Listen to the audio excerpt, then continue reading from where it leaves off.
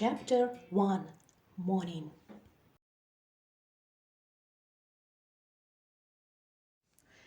The Saturday morning turned out to be surprisingly sunny, and although such weather usually makes getting up much easier, this time it didn't work for some reason. The fear of missing the bus couldn't awake my responsibility as well. So, despite all the rational reasoning, I kept lying in my bed enjoying the sweet, sinful half sleep. I felt good. I haven't felt this good in a long time. Through the veil of slumber, I heard the quiet footsteps of Dean.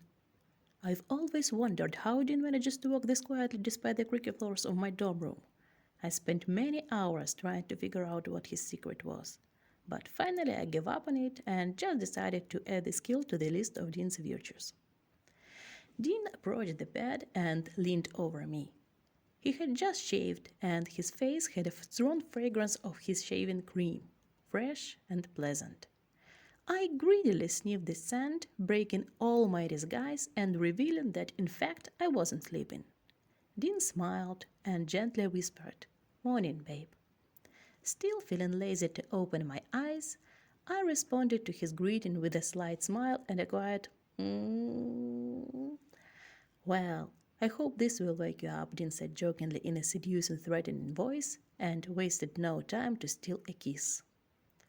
I felt a wave of pleasure spreading through my veins, passing to every inch of my body before fully conquering me. The growing excitement quickly replaced the sleep, forcing me to wake up completely. I softly moved a bit away from Dean and noted playfully, "If you continue this way, we'll definitely be late." Dean moved back, giving me some space, and sat on the edge of my bed. I also sat in the bed and yawned. "What time is it?" "6:30, Dean said after checking his watch, and then pulled me closer. Damn, I was to get up half an hour early, sounded somewhere deep in my head. Yet, instead of listening to my wise inner voice and rushing to the shower, I continued my procrastination, staring at Dean's sexy athletic body and enjoying the warmth of his palms caressing my waist and hip. Dean's gaze was full of tenderness and adoration, which made him even sexier in my eyes. It was also pleasant, and yet it felt like committing a sin. "Well, just one more kiss and let's go," I said, trying to make my voice sound as indifferent as possible. "Just one?" Dean asked incredulously while teasingly kissing my neck. With more effort than I would like to admit, I restrained myself from moaning and uttered, "Dean, we need to hurry. We can't be late." "Well, you've convinced me," Dean said with fake amenability and passionately covered my lips with his. We arrived at the meeting point 5 minutes before the intended bus departure. There were few people around, so obviously we weren't the last ones to come. This made me feel a bit less guilty for my morning carelessness. I hate being late, and it would be absolutely foolish to be late for the excursion I'd been waiting for such a long time. I quickly scanned groups of people standing near the bus. Apart from the people from my course who were familiar to me, there were several new faces. Some looked sleepy, some were active.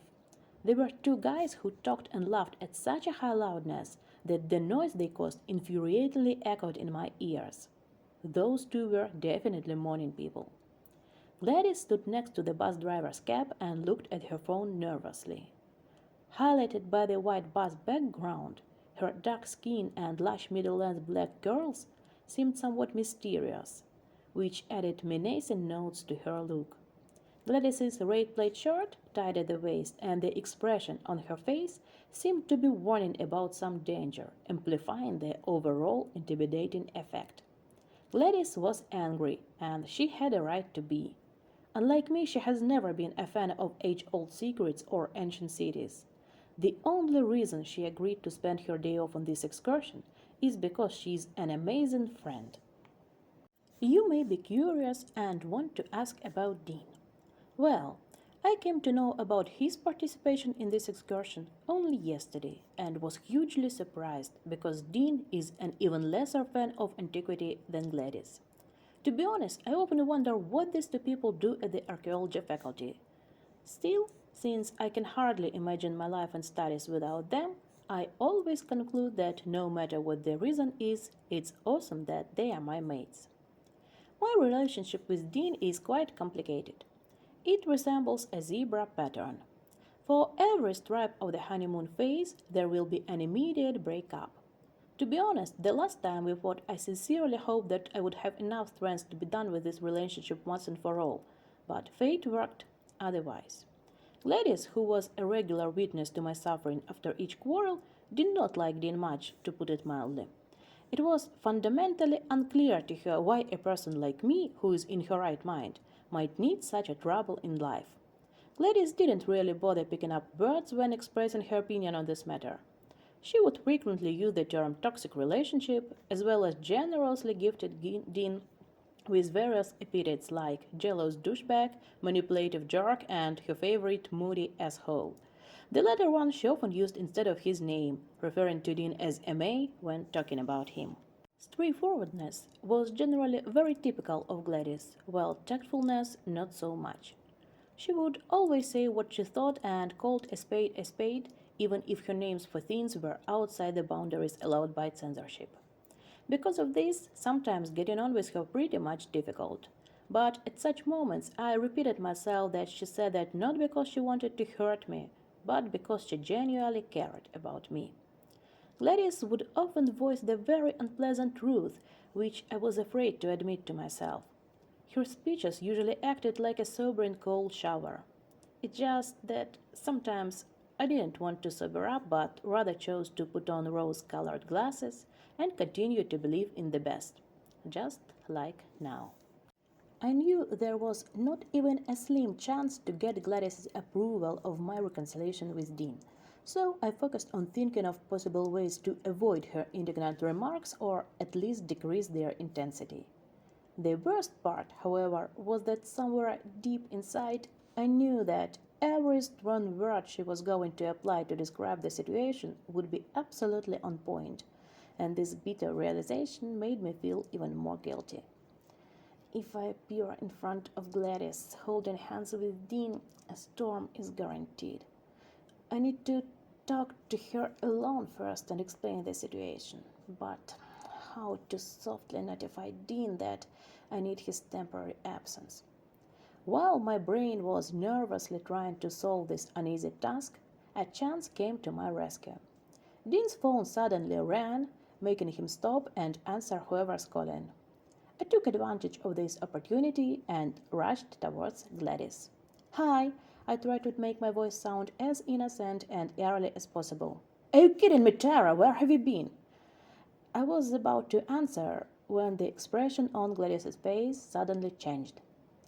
I was wondering if she saw Dean behind my back, and in a couple of seconds my assumption got confirmed. "Hi, Gladys." "Hi, Dean," Gladys said in a neutral tone, vainly trying to hide her disapproval behind the outer calmness. I don't know if Dean actually noticed some of his friends or just felt Gladys's fury and decided to retire before Gladys could burn him to ashes with the lightning shooting out of her eyes, but he said, "Babe, I'll greet the guys and be back in a minute." I nodded and mumbled, "Of course," and as if on cue, Dean disappeared in the crowd. And that's when Gladys finally voiced the question I was desperately hoping to avoid. "How do you plan on explaining this?" I looked down and sheepishly rubbed my cheek. Well, I felt like a schoolgirl trying to explain to her parents why she got bad scores in tests. I knew that Gladys was just my friend, and I wasn't obliged to report her about my personal life. The problem was that the rational part of me shared Gladys's opinion and a priori agreed with every word she was going to say. I felt stupid, guilty, and miserable. But since staying silent even if there's a direct threat to my life is out of my character, I was determined to fire back just in order not to give up without a fight. Gladys kept attacking. "Are you two dating again?" "It's a bit complicated," I said unsurely and prepared myself for the icy shower of Gladys's ironclad arguments. I don't get you. You two argue all the time. You literally don't match in anything. Except sex, I said quietly, innerly scolding myself for being this vainly stubborn. Had I admitted their capitulation at that point, the conflict would have been mitigated sooner. However, that wouldn't be me if I did. Well, indeed, Gladys said, rolling her eyes. I know, Gladys, I sighed. This is hopeless, and I should have broken up with him long ago. But yesterday he came and I just couldn't resist. I paused and shyly rubbed my cheek again. He's so good in bed. You do know he's not the only one with a penis on the campus, don't you? And also not the only one with good abs. Apart from this, I don't know what you're holding on to. Haven't you had enough, Tara? Isn't it time to grow up and admit that you have no future together? You are right, I said with a sigh and fixed my gaze on the ground. I know you are. It's just, after each reconciliation, I start to believe that things will change for the better. I'd love to be realistic, but I can't help it. You just don't want to, Gladys said wearily and shook her head disapprovingly. After a few seconds of tense silence, which I spent drilling the ground with my gaze, Gladys sighed and then continued in a bit warmer voice. Listen, Tara, I understand, but you can't keep doing this to yourself. Just cut this rope and move on with your life. I'll try, I promise, I said, looking up, just in time to hear the steps behind my back. I assumed that was Dean, but the absence of total hatred in Gladys's eyes made me doubt. I turned my head and saw my boyfriend with his friend Caleb, a handsome blonde with almond blue eyes. Caleb likes Gladys and tries his best to get close to her. Gladys is also positively tuned towards Caleb, yet she is wary of him because he is Dean's friend. When I saw Caleb, I thought that maybe I was not the only reason for Dean to participate in the excursion. Maybe he agreed to accompany Caleb, who decided to go because he knew that Gladys would come. We are worse than kids, although 20 years old, I thought, turning back to the bus. The fun fact is that in this kindergarten, I am the only one who is actually interested in the ancient city we are going to visit. Soon we heard the voice of our guide, who invited us to enter the bus and take our seats. When the engine started, I turned my head to the window and began to study the objects outside. Buildings, trees, fields. They changed each other much quicker than I managed to follow. Nevertheless, this activity helped me to get my thoughts in order and finally move the primary focus from all the love drama in my life to the actual goal of our trip, the ancient city Tiamon, which I have wanted to visit ever since I saw the mention of it in a history encyclopedia. The place has always been surrounded with mysteries and often appeared as a venue in myth and legends. Interesting is that even a big number of related findings didn't shed light on most of the secrets the place was told to have. I have always had a soft spot for hidden secrets and even more so for the ancient ones. This is probably why I chose archaeology as my major. When I heard that an excursion to Tiaman catacombs was organized in our university, I was the first one to sign up for it.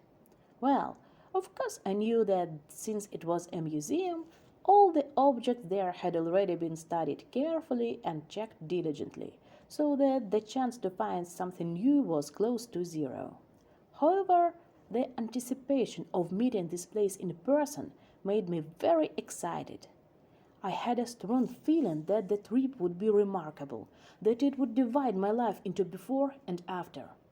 I had no clue why exactly that should have happened, but I had no doubt it would. And the closer the bus was bringing me to Tiaman, the stronger this exciting feeling was getting.